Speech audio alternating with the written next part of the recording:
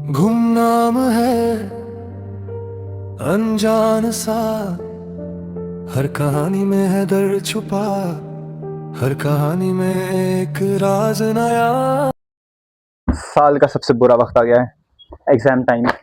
मेरी प्रिपरेशन कुछ भी नहीं है क्योंकि मैं तो लास्ट मोमेंट पे पढ़ने वाला। क्लासेस रेगुलर अटेंड करी, उसके बाद भी ये हाल है। So for the first subject paper is maths. यार, ये मैथ्स सब्जेक्ट बनाया किसने? क्लास फिफ्थ के बाद से it's the most irritating subject. पता नहीं क्या क्या भर देते हैं। एलजेब्रा, उसके बाद क्लास 9 तक पहुंचो तो एलजेब्रा कम नहीं था, जो ट्रिग्नोमेट्री जैसी चीज आ जाती है, साइन कॉस थीटा, किसने किसको पीटा, मतलब लाइक सीरियसली। हाँ। हाँ। शुक्र है मेरी मेंटल कंडीशन किसी और ने नहीं देखी, वरना फिर वो सोचता कि मैं खुद से बात क्यों कर रहा हूँ। हर इंसान खुद से बात करता है पढ़ाई के टाइम पे, या फिर शायद कुछ डिसीजंस लेते टाइम पे, या फिर शायद etcetera etcetera. So let me start with the chapter. मुझे पास करवाने के लिए कौन सा चैप्टर हो सकता है? मैं पीडीएफ कॉपी लेके आता हूँ, थोड़ा सा फोन पे एक्सप्लेनेशन देखता हूँ। मैं स्टार्ट करता हूँ। तो मुझे पास करवाने के लिए सबसे ज़्यादा काम आ सकता है स्टैटिस्टिक्स चैप्टर, जिसमें बार ग्राफ है, लाइन ग्राफ है, और मीन, मीडियम एंड मोड है। ये सब मुझे पास करवा सकता है। और बाकी कौन सा चैप्टर है जो मुझे पास करा सकता है? एक तो स्टैटिस्टिक्स हो गया। एरिया एंड पैरामीटर भी आई थिंक इसके फॉर्मूलाज ठीक ठाक होते हैं, शायद मैं कर सकता हूँ। ओ वाओ, मैथ्स के अंदर दो सिलेबस में दो थ्योरम्स हैं, and these theorems are really helpful. इनको रट्टाफिकेशन किया जा सकता है, तो ये थ्योरम्स के जरिए मैं पास हो सकता हूँ। तो टोटल इन सभी चैप्टर्स का अगर मैं टोटल करूँ तो मेरे 38 नंबर तो आ ही जाएंगे, और बाकी चैप्टर्स में थोड़े थोड़े पढ़ लूंगा तो आई थिंक मे बी मैं शायद पास हो जाऊँ। बट स्टिल, अगर मान लो क्वेश्चन बहुत डिफिकल्ट आ गया, या फिर कुछ हर कुछ ही क्वेश्चन आ गया, तो मैं क्या करूँगा समझ ही नहीं आ रहा।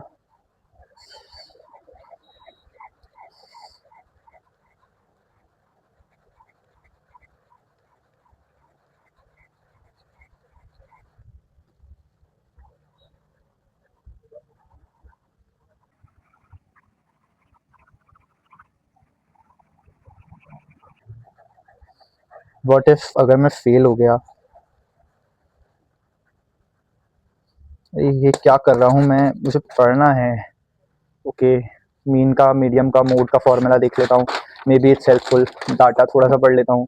यार, एक तो एनसीईआरटी काम होती है कि ये सीबीएसई के सिलेबस में एक्सेट्रा चीज़ें बढ़ जाती हैं, आर एस आर डी, पता नहीं क्या क्या बुक्स बढ़ा दी जाती हैं। तो मैं पढ़ाई स्टार्ट करता हूँ थोड़ा सा। I have to see some explanation phone के ज़रिए, शायद थोड़ा मिल जाए।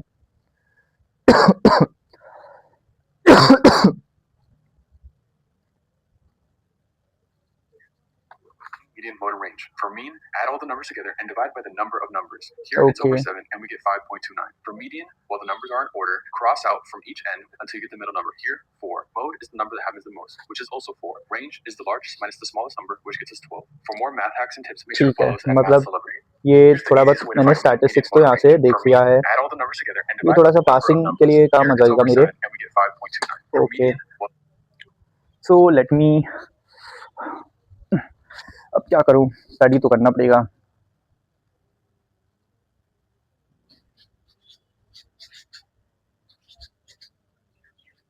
काश सिर्फ असाइनमेंट सबमिट करने टाइप का पेपर्स होते।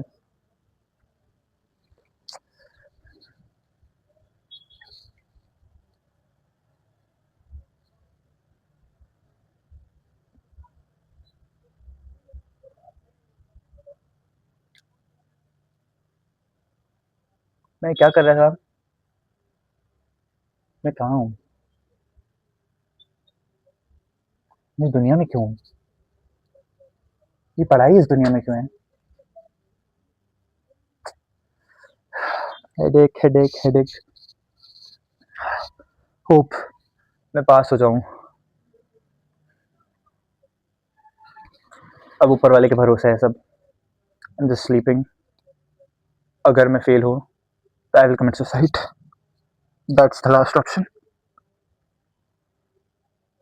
कल पेपर है, नींद पूरी करनी पड़ेगी, वरना जितना पड़ा है वो भी जाया जाएगा। फिर में आके मैंने साइंस ले ली डॉक्टरी करने के लिए। मुझे तो आर्ट्स पसंद थी, और देखो अब फिर ये सब शरीर के बारे में पढ़ना पड़ रहा है, केमिकल्स के बारे में पढ़ना पड़ रहा है, और ये फिजिक्स, न्यूटन्स लॉ। अरे मुझे क्या लेना देना, एक्शन का रिएक्शन होता है तो भाई ये किसने बनाया, क्यों बनाया, मुझे क्या लेना देना, मुझे नहीं पढ़ना ये सब। I am just frustrated with all these things यार। तो साइंस वालों को कितना मेंटल प्रेशर होता है, पूरी दुनिया को पता ही नहीं होती ये बात। काश किसी को पता होती तो वो शायद सिलेबस कम कर देता। वैसे शायद लोगों को पता तो होता है, साइंस वालों को प्रेशर बहुत होता है, पर सिलेबस कम नहीं करते मनूस कहीं के। तो मुझे फिजिक्स से स्टार्ट करना चाहिए, फ्रिक्शन और मोशन से। होपिंग फिजिक्स थोड़ा सा पास करा दो अच्छे से, तो फ्रिक्शन और मोशन जैसे चैप्टर्स तो शायद मेरे लिए थोड़ा सा आसान पड़ जाए। एंड बायोलॉजी में reproduction seems to be easy, but इसके साथ में कितनी डिटेल्स है, और प्लांटेशन और पता नहीं क्या क्या एनिमल्स के बारे में भी जानकारी है। ओ my God, just irritating. Chemicals, chemicals के बारे में भी एक चैप्टर है, लाइक सीरियसली केमिकल्स ही केमिकल्स भरे हुए हैं, इतने सारे 20 केमिकल्स के कौन याद करेगा फॉर्मूलाज और ये छोटे शॉर्ट फॉर्म्स एक्सेट्रा। बट याद तो करना पड़ेगा, बिकॉज पास होने के लिए सब तो पढ़ना ही पड़ेगा। बट यार why is it so difficult? जब करना सब कुछ प्रैक्टिकल है, जब डॉक्टरी प्रैक्टिकल होती है, तो इस सब का क्या? ये सब तो रट्टाफिकेशन वाली चीजें है। आई गेस बच्चों को ये सब एक्सप्लेन करना चाहिए, ना कि रट्टाफिकेशन या याद करने को देना चाहिए। हाँ, अरे यार मुझसे नहीं होगा ये पढ़ाई। पर अगर साइंस लेके पास नहीं हुआ तो बहुत सुनने को मिलेगा।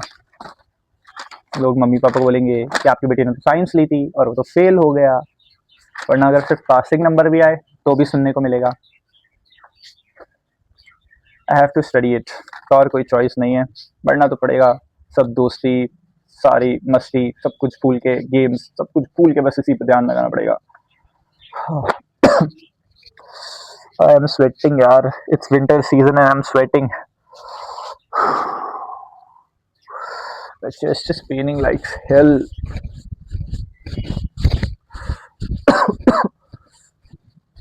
यहाँ क्यों दर्द हो रहा है मेरे इतना?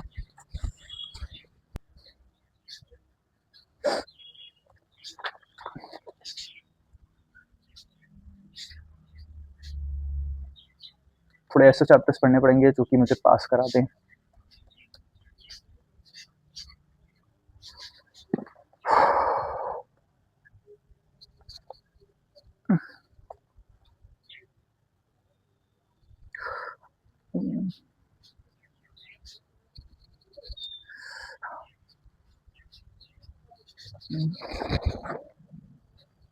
साइकोलॉजी का पेपर है, एंड ऊपर वाला ही मालिक है। इतनी सारे डिसऑर्डर्स हैं, पढ़ते पढ़ते मुझे ही डिसऑर्डर हो जाएगा।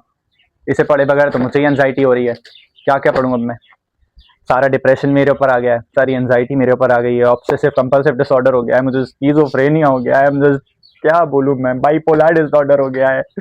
भाई कितने डिसऑर्डर है, इतने डिसऑर्डर पढ़ पढ़ के बंदा खुद डिसऑर्डर झेल ले।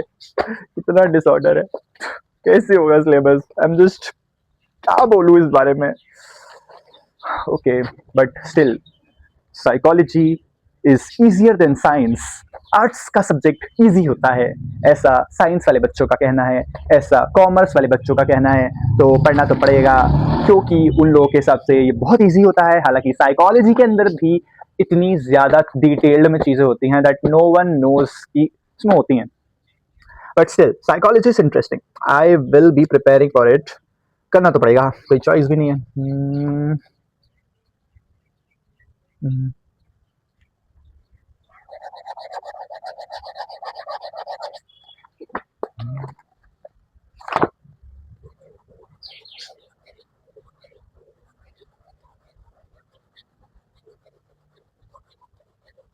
डिप्रेशन हो रहा है मुझे, मुझे एंजाइटी हो रही है।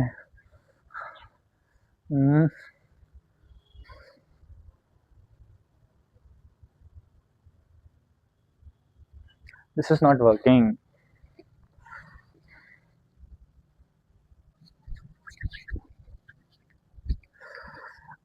Hoping I will be getting pass in exam.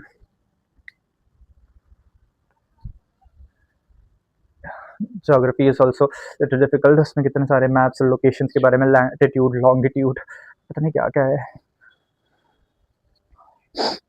I will be doing it. मैं पास हो जाऊंगा. There is nothing to worry. Fail हो गया तो ज़्यादा से ज़्यादा क्या है? I will die. I will commit suicide. I will cut my hand. I will jump from height. इसके अलावा कोई choice नहीं है. मैं किसी की बातें नहीं सुनने वाला कि I got just failed.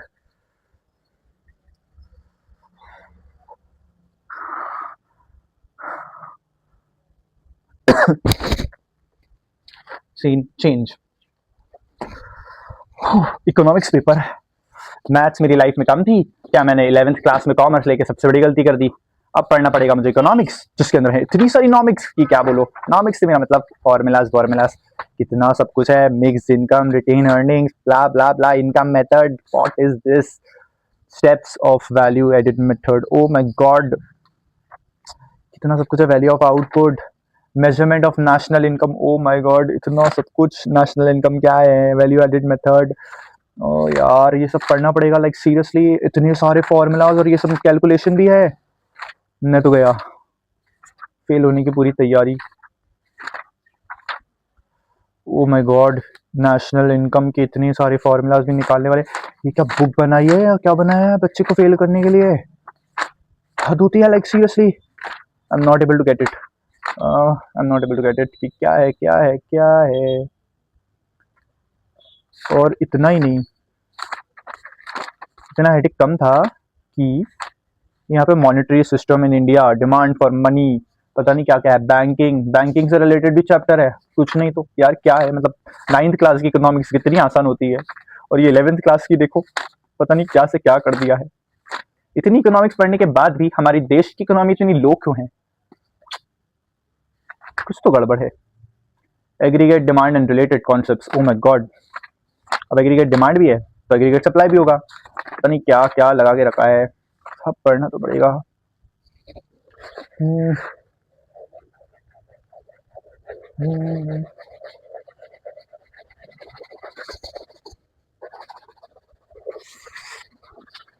चिढ़ आ रही है. I don't want to study.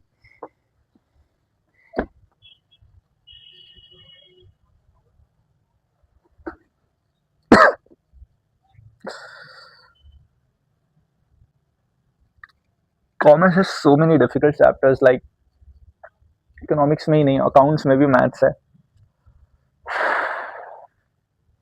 Why I choose this for myself? मैंने मेरी जिंदगी क्यों बर्बाद करी ये सब सिलेक्ट करके?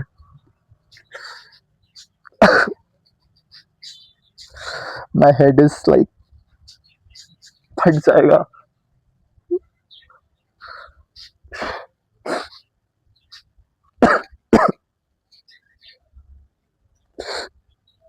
नहीं पढ़ पाऊंगा यार इतना पूरा syllabus. Syllabus is too long. I will get failed. इतने फॉर्मूलाज, इतने methods, macro economics, Sandeep Garg, पता नहीं क्या सोच के इसने ये बुक बनाई थी इतनी डिफिकल्ट.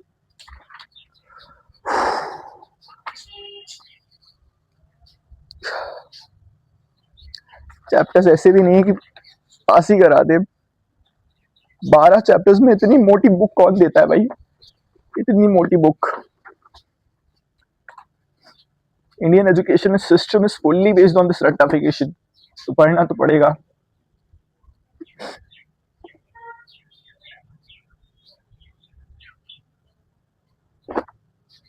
I can't study. बसता है वो दिलो दिमाग में तेरे, हवी है वो लेकर जाएगा तुझे. पूरी दुनिया में कई ऐसे बच्चे मौजूद हैं जो कि अपनी आवाज को दबा लेते हैं या उनकी आवाज को दबा दिया जाता है. पेरेंट्स के प्रेशर के चलते, सोसाइटी के प्रेशर को चलते कई बच्चे एग्जाम से पहले या एग्जाम के रिजल्ट आने के बाद या उससे थोड़ा पहले सुसाइड कर लेते हैं, ये सोच के कि वो अपना बेस्ट नहीं दे पाए या उनसे ये चीज नहीं हो पाएगी। पेरेंट्स अपने बच्चों के सामने दूसरे बच्चों की तारीफें करते हैं, जिसकी वजह से बच्चों को ऐसा लगता है कि हम में कोई कमी है और इसी वजह से वो पढ़ भी नहीं पाते। कई बच्चे एग्जाम को लेके एंजाइटी और डिप्रेशन का शिकार हो जाते हैं। पेरेंट्स को ये करना चाहिए कि उन्हें अपने बच्चे से ये पूछना चाहिए कि क्या तुम इस एग्जाम के अंदर अच्छे हो भी या नहीं, क्या तुम ये दे पाओगे भी या नहीं। अगर तुम नहीं दे पाओगे तो कोई बात नहीं, तुम्हें जो चीज पसंद है तुम वो कर लो, ताकि बच्चे को एंजाइटी और डिप्रेशन ना हो और वो अपनी उसी चहीती फील्ड में जा सके जहां वो जाना चाहता है। लेकर जाएगा तुझे रात के किनारे।